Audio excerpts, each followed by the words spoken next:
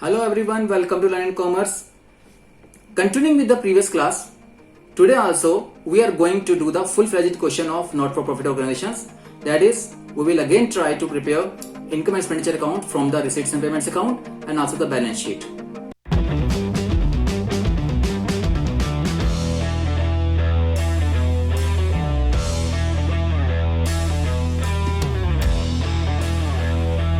हम एक और क्वेश्चन करते हैं। ये आपने पूरा क्वेश्चन देख लिया। एक और क्वेश्चन देखते हैं इसके अंदर कि किस तरीके से आपको इसमें बनाना है। इस नेक्स्ट क्वेश्चन में आपको लिखा हुआ है prepare income expenditure account and balance sheet of sports club Delhi for the year 31 March 19। Same ऐसे 31 मार्च 19 के लिए आपको रिसिट्स एंड पेमेंट्स का अकाउंट दे रखा है और कुछ एडजस्टमेंट्स गिवन है। इस एडजस्टमेंट्स में गिवन है कि क्लब हैज़, देखो रिसिट्स में तो आपके पास वही कैश, सब्सक्रिप्शन और टूर्नामेंट रिसिट्स वगैरह दे रखी हैं। इधर कुछ एक्सपेंसेस वगैरह दे रखे हैं और यहाँ पर क्लब के पास 300 मेंबर्स हैं। हर मेंबर 10 रुपये का सब्सक्रिप्शन देता है।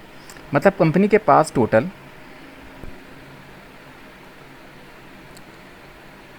3,000 रुपये की सब्सक्रिप्शन आनी चाहिए।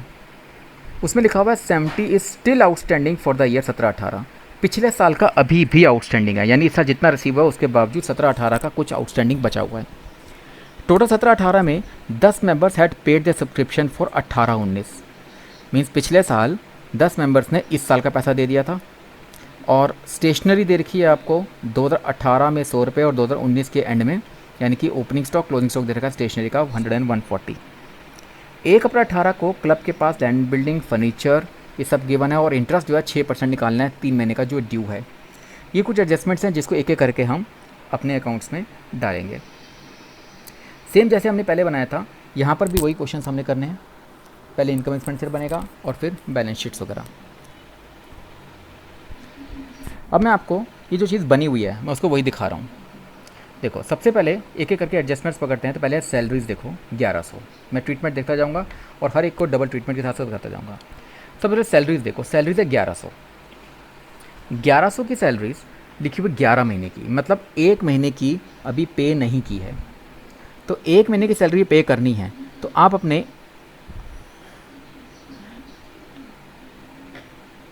सैलरीज यहाँ शो करो।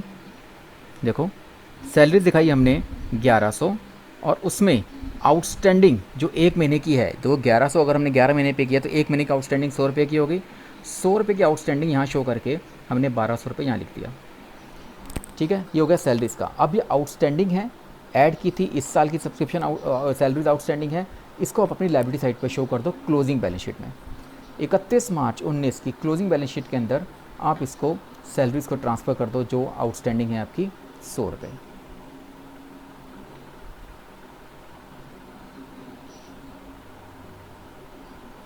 ओके, अब नेक्स्ट देखो,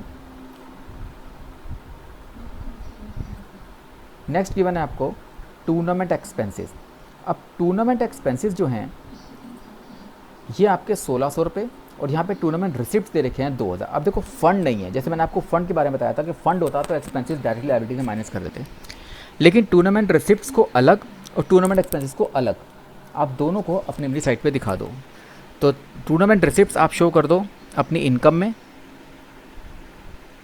और टूर्नामेंट एक्सपेंसेस शो कर दो अपने एक्सपेंसेस में। ठीक है, कैसे, ये देखो, ये टूर्नामेंट रिसिप्ट्स हमने शो कर दिए,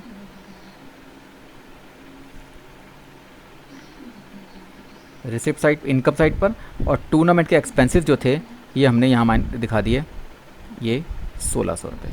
तो रिसिप्ट्स आपने इनकम के अंदर और पेमेंट्स आपकी एक्सपेंसेस के अंदर में शो कर दिए। अब नेक्स्ट जो चीज़ है वो गिवन है इन्वेस्टमेंट्स। इन्वेस्टमेंट्स आपकी 1000 की दे रखी है। इन्वेस्टमेंट्स हमेशा एसेट साइड पे आती है, तो इस 1000 की इन्वेस्टमेंट्स को क्लोजिंग बैलेंस शीट के अंदर ट्रांसफ़र कर दो। 31 मार्च 19 की बैलेंस शीट में इन्वेस्टमेंट्स ट्रांसफ़र कर दो 1000 रुपये। ठीक,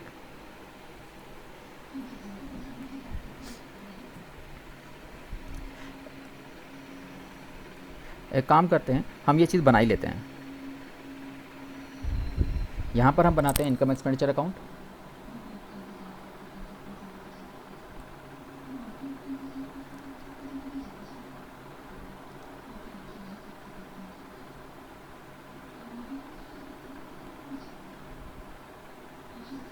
और इधर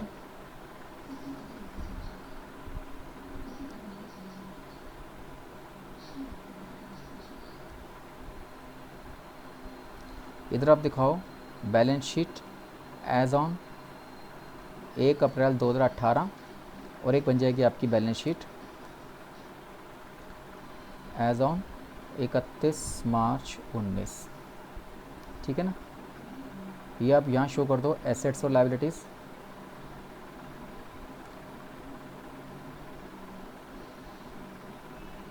ठीक है, इसी तरीके से ये वाली तैयार कर दो।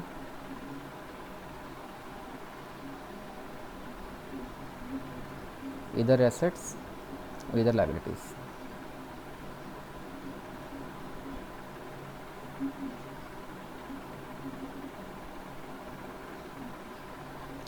अब एक एक करके हम चीज़ों को डालते हैं। दोबारा करता हूँ, सैलरीज आपकी 1100 थी 11 महीने की, तो आपने क्या करना है, यहाँ पे शो करनी है सैलरीज 1100, और क्योंकि एक महीने की आउटस्टैंडिंग है तो इसको आउटस्टैंडिंग एट दी एंड 100 रुपये यहाँ दिखा के टोटल कर दिया 1200, और इसको अपनी क्लोजिंग बैलेंस शीट में आउटस्टैंडिंग सैलरीज़ के नाम से लायबिलिटी साइड पर 100 रुपीज़ शो कर दोगे। फिर मैंने आपको नेक्स्ट चीज़ बताई टूर्नामेंट एक्सपेंसेस और टूर्नामेंट रिसिप्ट्स की। आपके एक्सपेंसेस 1600 हैं तो यहाँ शो कर दो टूर्नामेंट एक्सपेंसेस, और इधर आपको दे रखे थे टूर्नामेंट रिसिप्ट्स। क्वेश्चन आपके पास ऑलरेडी सॉल्व मैंने दिया हुआ है, मैं फिर भी आपको ये सामने करके दिखा रहा हूँ। टूर्नामेंट रिसिप्ट्स आपको क्वेश्चन में गिवन थे 2000। उसके बाद अब नेक्स्ट आइटम हमने की थी इसकी इन्वेस्टमेंट्स की 1000। इन्वेस्टमेंट्स का डाला था हमने एसेट्स में, तो इन्वेस्टमेंट्स को क्लोजिंग बैलेंस शीट में आप एसेट साइड पे शो कर दो 1000 रुपीज़। ओके, आपकी नेक्स्ट एडजस्टमेंट जो है इन्वेस्टमेंट्स के बाद लिखी है फर्नीचर। अब फर्नीचर 400 रुपये का है, और यहाँ पर फर्नीचर के बारे में आपको यहाँ लिखा हुआ है कि 1 अप्रैल को क्लब के पास लैंड एंड बिल्डिंग थी, फर्नीचर था। तो फर्नीचर में आप देखो 1 अप्रैल 18 को ऑलरेडी फर्नीचर 1300 रुपये का था, तो आप पहले तो 1 अप्रैल 18 को 1300 का फर्नीचर, आप ये वाला 1300 का फर्नीचर 1 अप्रैल 18 को ट्रांसफ़र कर दो। ये आपके पास ओपनिंग बैलेंस शीट में फर्नीचर था 1300 रुपये का। अब वो कह रहे हैं ओपनिंग में 1300 का फर्नीचर था, उसके बाद आपने फर्नीचर और ख़रीदा 400 रुपये का। 400 का फर्नीचर ख़रीदा है, और यहाँ पे लिखा हुआ पुराना फर्नीचर आपने 200 का 140 में बेचा भी है। तो 400 का ख़रीदा और 200 का बेचा, ठीक है ना। तो 400 जो आपने परचेज़ किया है, अब क्लोजिंग बैलेंस शीट में आओ तो फर्नीचर आपके पास 1300 रुपये का था। ओ मतलब पहले आपका 1300 का फर्नीचर था, इसमें आपने और ख़रीदा है, जो एडिशंस की हैं वो की हैं 400 रुपये की, और उसमें से कुछ सोल्ड भी कर दिया है आपने 200 रुपये का, ठीक है ना। तो क्वेश्चन में देखो क्या लिखा था कि 400 की परचेज़ की हुई है, और ये आपने 200 वाला फर्नीचर 140 का बेचा भी है, ये वाला। तो इसमें 60 का लॉस हुआ है। 60 का लॉस हम अलग से दिखा देंगे, लेकिन आपने 400 का फर्नीचर जो परचेज़ किया है वो ऐड कर दो, और 200 फर्नीचर जो बेचा है वो माइनस कर दो।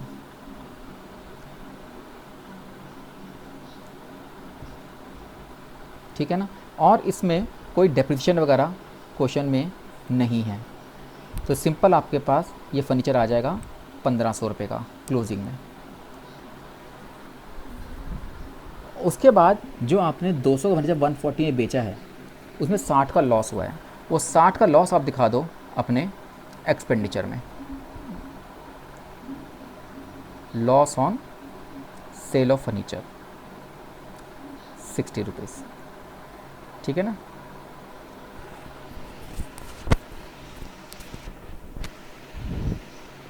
तो ये आपके पास एडजस्टमेंट्स हो गई इन परचेज, सेल और लॉस की। इसके बाद फर्नीचर के बाद एडजस्टमेंट्स हैं स्टेशनरी 1200, और स्टेशनरी के ऊपर कोई ट्रीटमेंट नहीं है, यहाँ पर कोई एडजस्टमेंट्स नहीं है स्टेशनरी की, है सॉरी। स्टॉक ऑफ स्टेशनरी दे रखा है, ओपनिंग स्टॉक 100, क्लोजिंग स्टॉक 140, तो आप ओपनिंग क्लोजिंग को एडजस्ट कर दो। तो आपका ये स्टॉक ऑफ स्टेशनरी जो दे रखा है 100 प्लस 140 माइनस, तो आपके पास स्टेशनरी थी क्वेश्चन में 1200 रुपये की। 1200 रुपये की स्टेशनरी लिखो अपने एक्सपेंडिचर में।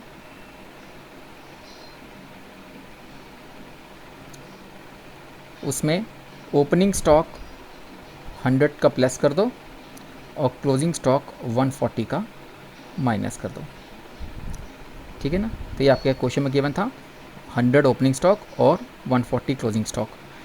इसको हम प्लस माइनस करके 1160 दिखा दिया, और उस 100 एंड 140 को अपनी बैलेंस शीट पर ट्रांसफ़र कर दो। ये आपके पास स्टेशनरी जो ओपनिंग स्टॉक था वो 100 शो कर दिया, और जो स्टेशनरी आपके पास क्लोजिंग में थी 140 वो यहाँ माइनस, यहाँ पे क्लोजिंग स्टॉक में दिखा दी। ये आपकी स्टेशनरी एडजस्टमेंट भी ख़त्म हो गई। स्टेशनरी के बाद है स्पोर्ट्स एक्सपेंसेस 15,000, तो यहाँ स्पोर्ट्स फंड दे रखा है 10,000। अब जैसे मैंने बताया था फंड आपका 10,000 है, लेकिन एक्सपेंसेस 15,000, तो एक्सपेंसेस ज़्यादा हैं। पिछले लास्ट क्लास में हमने एक लास्ट क्वेश्चन किया था, एक्सपेंसेस को फंड में से एडजस्ट कर सकते हैं, लेकिन बाकी के एक्सपेंसेस आपको अपने एक्सपेंसेस में शो करने पड़ेंगे।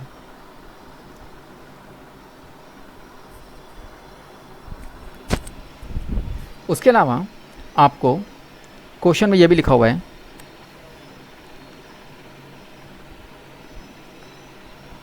कि आपको डोनेशन मिली है स्पोर्ट्स फंड में 3,000 रुपये की। तो एक काम करो, 15,000 रुपये के एक्सपेंसेस थे,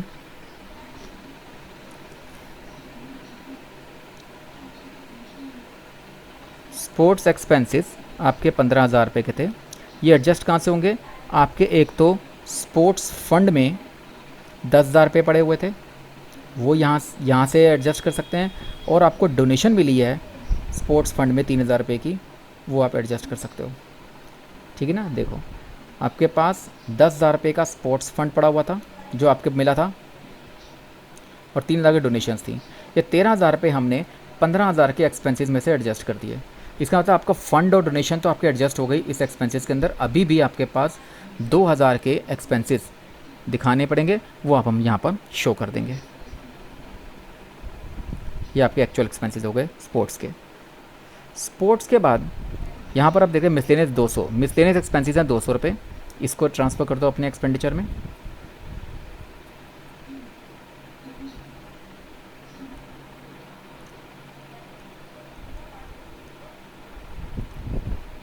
ओके, नेक्स्ट उसके बाद रेंट है, आपने मई 2019 तक का पे कर दिया, यानी कि आपने मार्च 19 के बाद मई तक का आपने रेंट पे कर दिया, यानी 1,400 रुपये का रेंट आपने 2 महीने एक्स्ट्रा का, 1 साल का तो देना ही था, यानी आपने 1,400 रुपये जो दिए हैं वो आपने 14 महीने के दे दिए, 12 महीने पिछले साल के, 2 महीने अप्रैल मई के भी दे दिए, यानी कि 100 रुपये पर महीने का हो गया। मतलब दो महीने का आपने इसमें एडवांस दे दिया, तो प्रीपेड हो गया। तो 1,400 में से यहाँ आपका जो रेंट दिखाओगे वो 1,400 रुपये है, जिसमें से आपने 2 महीने का आपने रेंट एडवांस दे दिया है 200 रुपये, तो आपका एक्चुअल रेंट बनता है 1,200 रुपये। और जो प्रीपेड रेंट है उसको आप अपने क्लोजिंग बैलेंस शीट के अंदर एसेट साइड में शो कर सकते हो, प्रीपेड रेंट के नाम से 200 रुपीज़।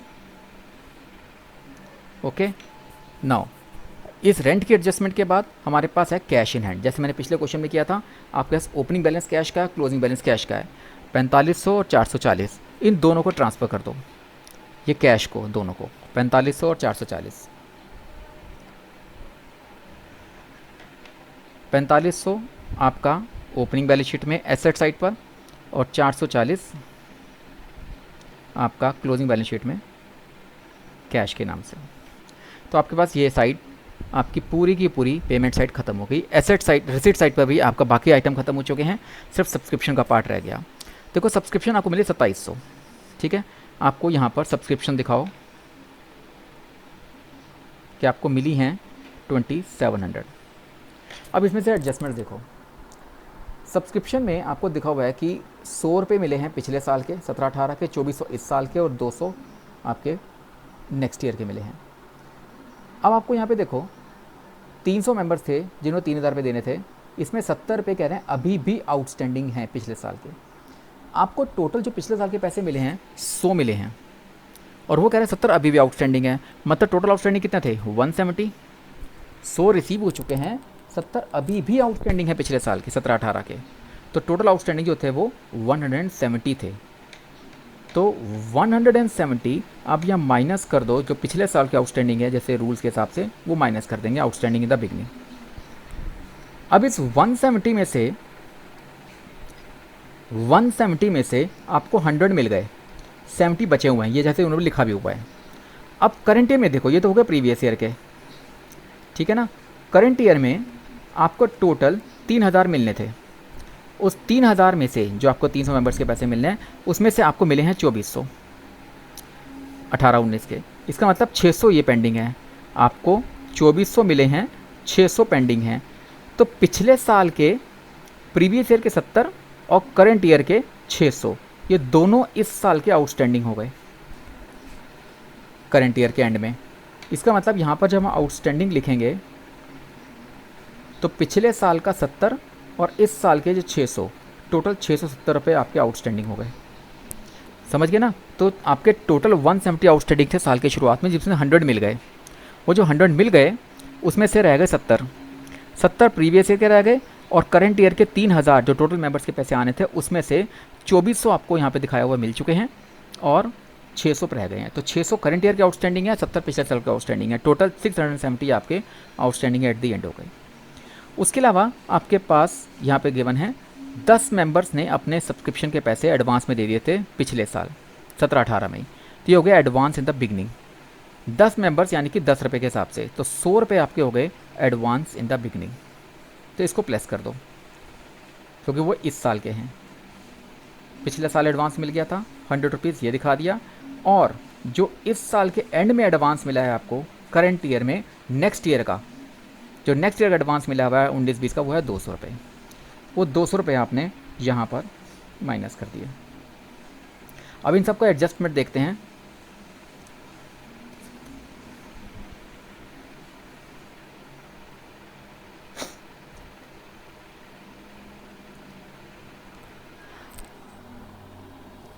अच्छा, एक और चीज़ है, ये जो 600 रुपये हमने लिखे हैं, यहाँ पे एक चीज़ ध्यान रखनी है कि जो 100 रुपये थे ये आपको इस साल के पहले ही मिल चुके थे।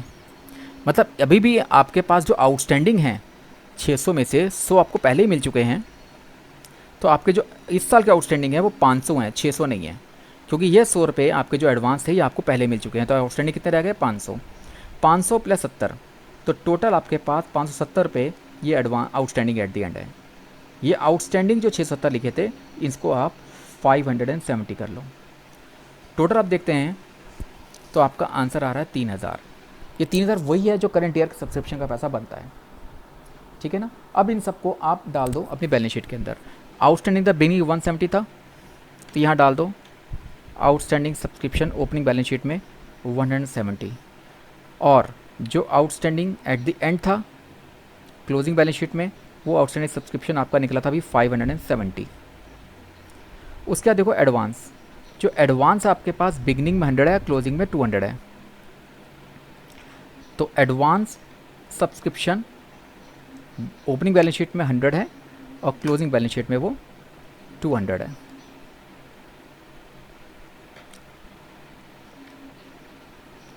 ओके, अब आपके इस क्वेश्चन के अंदर यहाँ से कुछ नहीं रह गया, सारा कुछ कर दिया। एडजस्टमेंट्स में सब्सक्रिप्शन का हो गया, स्टॉक ऑफ स्टेशनरी का हो गया, एक लैंड एंड बिल्डिंग आपके 20,000 रुपये की थी, और एक इंटरेस्ट एक्रूड है इन्वेस्टमेंट्स का, ये दोनों रह गए हैं। लैंड बिल्डिंग अगर 20,000 रुपये की ओपनिंग में थी तो उसको ओपनिंग बैलेंस शीट में डाल दो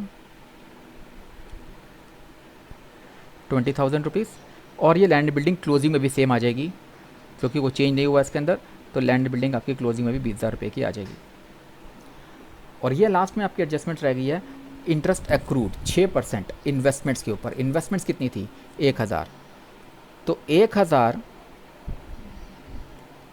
की इन्वेस्टमेंट्स पर 6% इंटरेस्ट 3 महीने का ड्यू है।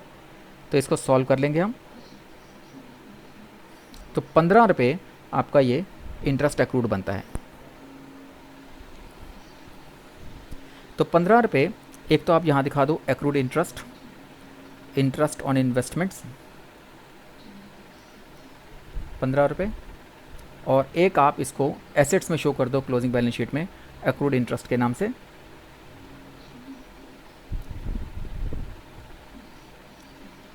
अब आपने इन सब के टोटल करने हैं। आपने अब ये इनकम और एक्सपेंडिचर ये मैंने सारा ऑलरेडी बनाया हुआ, देखो क्वेश्चन के अंदर। इनकम साइड में ये 3000, 2000 और 15 ये चीज़ें थी, और एक्सपेंसेस में ये आपके पास 1200, 1600, 60, 1160, 2000 और 200 और 1200। तो टोटल आया था इसका 7420। तो यहाँ लिख देते हैं हम 7420, और 7420 में से अब क्योंकि एक्सपेंडिचर ज़्यादा है ये निकल के आएगा हमारा डेफिसिट। डेफिसिट निकल गया आपका 2405, ये होगी बैलेंसिंग फिगर।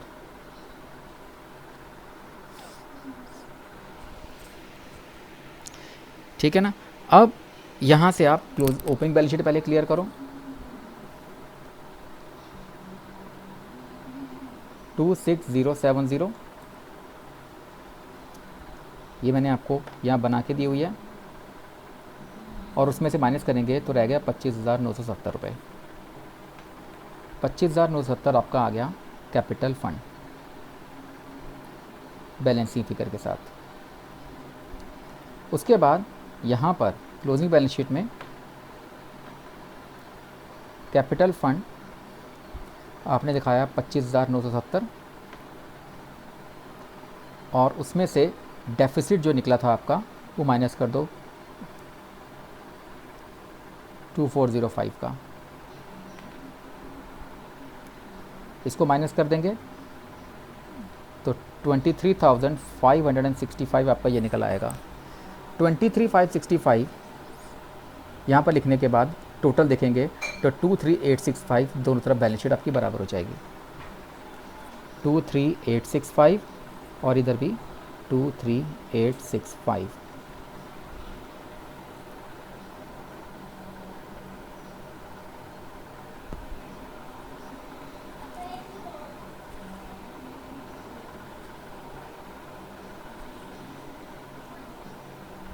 ओके, तो ये हमारा पूरा क्वेश्चन ख़त्म हो गया। तो अब मुझे उम्मीद है कि पूरा क्वेश्चन आपको किस तरीके से सॉल्व करना है इस एनपीओस के फुल फ्लेज क्वेश्चंस मैंने आज आपको करा दिया, और पिछली क्लास में मैंने आपको सब्सक्रिप्शन के क्वेश्चंस और बाकी इसके थ्योरेटिकल पार्ट और इंट्रोडक्शन वाला सारा बता दिया था। तो I hope you got have understood this chapter. ये आपका एनपीओ का काफ़ी इंपॉर्टेंट चैप्टर था, तो ये समझ आ गया आपको, आ गया होगा मैं होप करता हूँ। एंड अब आगे आने वाली क्लासेस में बाकी चैप्टर्स को कंटिन्यू करने के लिए, बाकी चैप्टर्स को देखने के लिए आप इस वेल लर्न इन कॉमर्स के साथ कनेक्टेड रहिए। Stay connected with me for the upcoming classes, upcoming lectures of different chapters, and thank you once again and stay connected.